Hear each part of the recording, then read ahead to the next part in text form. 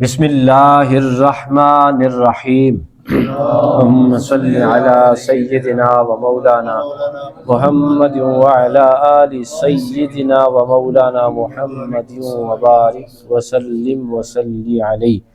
حاضرین محترم، ناظرین اور سامعین، دورہ تفسیر القرآن پارہ نمبر 19، رکوع نمبر 6، سورہ الشعراء، آیت نمبر 10 اور 11۔ اللہ تعالی ہم سب کو قرآن حکیم کی تفسیر سمجھنے، عمل کرنے اور آخرت میں اس کا ثمرہ عطا فرمائے۔ آپ جانتے ہیں کہ جو پچھلا رکوع گزرا ہے، یعنی سورہ الشعراء کا رکوع نمبر 1، اور آج سورہ الشعراء کا رکوع نمبر 2 سٹارٹ ہو رہا ہے۔ اس سے پہلے جو رکوع کی تعداد بتائی جاتی ہے وہ سپارے کے حساب سے بتائی جاتی ہے۔ تو جو پچھلے رکوع کے اندر مضمون بیان ہوا، اس کا بتانا اس لیے بھی ضروری ہے کہ جیسے ایک آیت کی مناسبت پچھلی آیت کے ساتھ کیا ہے، یا ایک آیت کا ربط پچھلی آیت کے ساتھ کیا ہے، تو ایسے ہی ایک رکوع کا ربط پچھلے رکوع کے ساتھ بھی ہوتا ہے۔ جو رکوع نمبر 1 ہے سورہ الشعراء کا، یا 19ویں پارے کا جو 5واں رکوع ہے، اس کے اندر نبی پاک صلی اللہ علیہ وآلہ وسلم کے ساتھ اللہ کا بڑا پیار بھرا خطاب ہے اور بڑا محبت بڑا کلام ہے۔ اللہ پاک نے یہاں سے حضور علیہ السلام سے بات شروع کی، کہیں ایسا نہ ہو کہ آپ کھیل جائیں اپنی جان پر اس وجہ سے کہ یہ لوگ ایمان نہیں لاتے، اور پھر اپنا کلام اللہ رب العزت نے جاری رکھا اور حضور پاک صلی اللہ علیہ وسلم کو تسلی بھی دی، تشفی بھی دی، محبت اور پیار بھی کیا۔ دوسرے رکوع میں بھی حضور علیہ السلام کو تسلی دی جا رہی ہے، حضور سے مسلسل خدا کا پیار جاری ہے، سبحان اللہ۔ لیکن انداز جدا ہو گیا۔ پہلا انداز کیا تھا؟ ڈائریکٹ خدا کلام کر رہا تھا، حضور پاک صلی اللہ علیہ وسلم سے باتیں کر رہا تھا، خیر ہے کوئی ایسی بات نہیں، یہ لوگ ایمان نہیں لائیں گے، اگر میں نے ان کو پیدا کیا اور چاہتا کہ سارے لوگ ایمان لائیں تو پھر کوئی نشانی اتارتا۔ نبی پاک صلی اللہ علیہ وسلم کی تھوڑی تشفی ہوئی، تسلی ہوئی، تو اب حضور پاک صلی اللہ علیہ وسلم کو حضرت موسیٰ علیہ السلام کا قصہ سنایا جا رہا ہے۔ چونکہ حضرت موسیٰ علیہ السلام وہ پیغمبر ہیں جن کے جتنے قصص ہیں ان کی اور نبی پاک صلی اللہ علیہ وسلم کے دور کی زبیر بھائی مماثلت ہے، کہ ایسے ہی ان کا دل بھی دکھایا گیا اور ان کو بھی اپنی قوم نے بہت تنگ کیا۔ 500 تقریباً 14 مرتبہ حضرت موسیٰ علیہ السلام کا ذکر پورے قرآن میں آیا ہے، حضور پاک صلی اللہ علیہ وسلم کی تسلی کے لیے کہ آقا علیہ السلام رنجیدہ خاطر نہ ہو، غم نہ کھائیں، اللہ کو یہ گوارا نہیں ہے۔ تو وہ پیغمبروں کے واقعات سے حضور پاک صلی اللہ علیہ وسلم کی دل جمی فرما رہا ہے۔ آپ دیکھیں انداز تخاطب کیا ہے، اللہ ارشاد فرماتا ہے وَإِذْ، اور یاد کرو جب نادا آواز دی ربو کا، آپ کے رب نے، یعنی اے محبوب صلی اللہ علیہ وسلم آپ کے رب نے آواز دی، کسے؟ موسیٰ علیہ السلام کو، کیا؟ انِئْتِی، کہ آؤ۔ ایتی کا مطلب ایسے ہوتا ہے آؤ، لیکن بہت سارے مترجمین نے اس کا ترجمہ کیا کہ جاؤ، کیونکہ عربی وسیع زبان ہے، ایک ایک لفظ کا معنی اور مفہوم محل کے اعتبار سے مختلف ہوتا ہے۔ تو جانا ترجمہ بھی ٹھیک ہے، اللہ فرماتا ہے کہ جاؤ، یعنی کوہ طور پر حضرت موسیٰ علیہ السلام ہے، اللہ خطاب فرما رہا ہے، حضرت موسیٰ علیہ السلام کو آواز آ رہی ہے، اور یہاں سے تو جانا ہی ہوتا ہے، یہاں سے تو جانا ہی ہوتا ہے۔ اور اللہ کہ آؤ، تو اللہ کے لیے یہ فرمانا آؤ اور جاؤ، ٹھیک ہے، یہ کوئی ناممکن چیز نہیں ہے، اللہ کا حکم ہے، اللہ جیسے ہی ارشاد فرمائے۔ اگر اس کا معنی یہ لیا جائے کہ جاؤ پھر بھی ٹھیک ہے، اور اللہ فرمائے کہ آؤ پھر بھی ٹھیک ہے۔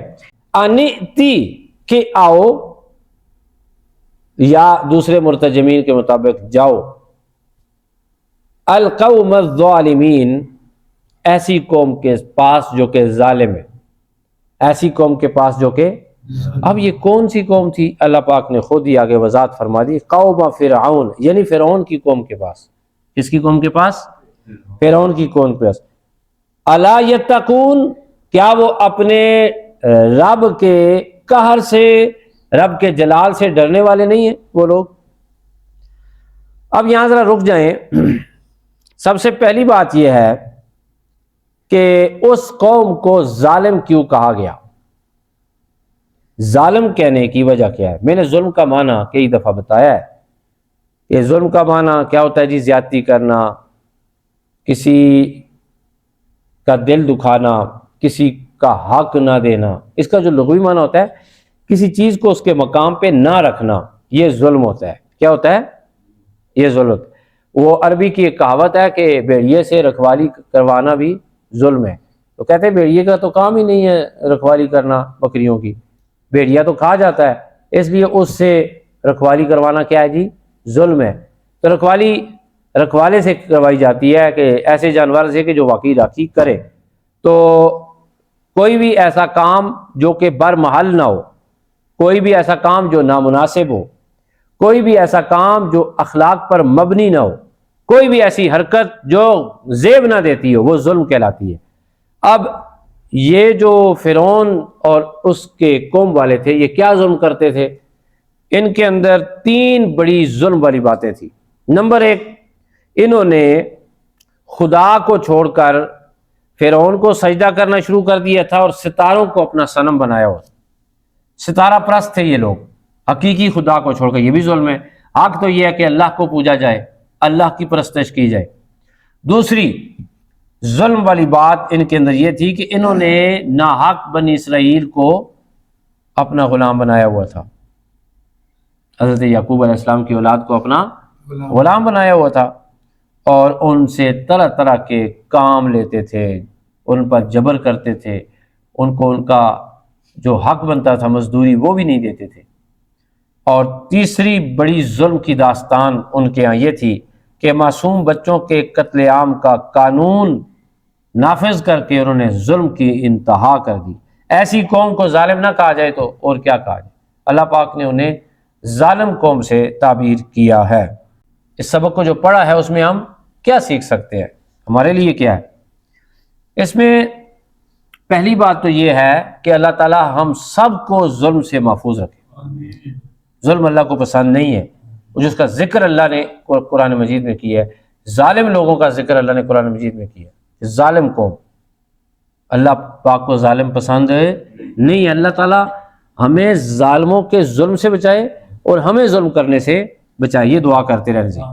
دوسری بات کیا ہے کہ اللہ تعالیٰ ہر بندے کو، ہر قوم کو ایک موقع دیتا ہے. یہ ظلم کر رہے تھے، اللہ نے ان پر احسان کیا کہ حضرت موسیٰ علیہ السلام اور حضرت ہارون علیہ السلام کو ان کے پاس بھیجا کہ ان کو ہدایت کی طرف بلائے. موقع تو دیا نا جی اللہ پاک نے، توبہ کر لو ایک بار. پوری زندگی میں وہ تبلیغ کرتے رہے. گویا کہ اللہ پاک جب قیامت کے دن ان کو سخت سے سخت عذاب دے گا تو دنیا میں اللہ پاک نے اپنی دلیل مکمل کر لی ہے، حجت مکمل ہو گئی. کیسے کہتے ہیں؟ حجت تمام ہو گئی کہ ہم نے آپ کے پاس ایسے ایسے خوبصورت پیغمبر بھیجے تھے اور آپ نے ان کی نصیحت پہ ذرا بھی کان نہیں دھرا. تو ہمیں بھی اللہ پاک موقع دے رہا ہے. انہوں نے تو بات نہیں سنی، کیا ہم سنتے ہیں؟ یہ ہم نے خود فیصلہ کرنا ہے. ٹھیک ہے. تو آخری بات یہ ہے کہ جس جس چیز کا ہمیں علم ہے، جس چیز کا ہمیں علم ہو چکا ہے، جس گناہ کا ہمیں علم ہو چکا ہے، جو ہمارے بس میں ہم نے کوشش کرنی ہے ایسے گناہ سے محفوظ رہے. جس نیکی کی فضیلت ہمارے سامنے بیان ہوئی ہے، ہم نے اپنی کوشش کرنی ہے کہ اللہ ہمارے وجود سے، ہماری زبان سے، اللہ تعالی ہم سے وہ نیکی کا کام لے لے. ٹھیک ہے جی. اسی دعا کے ساتھ آج کا درس ختم کرتے ہیں کہ جو کچھ پڑھا سنا اللہ عمل کی توفیق عطا فرمائے. قرآن کی ان آیات کو اللہ ہماری قبر کی روشنی بنائے. وآخر دعوانا ان الحمد للہ رب العالمین.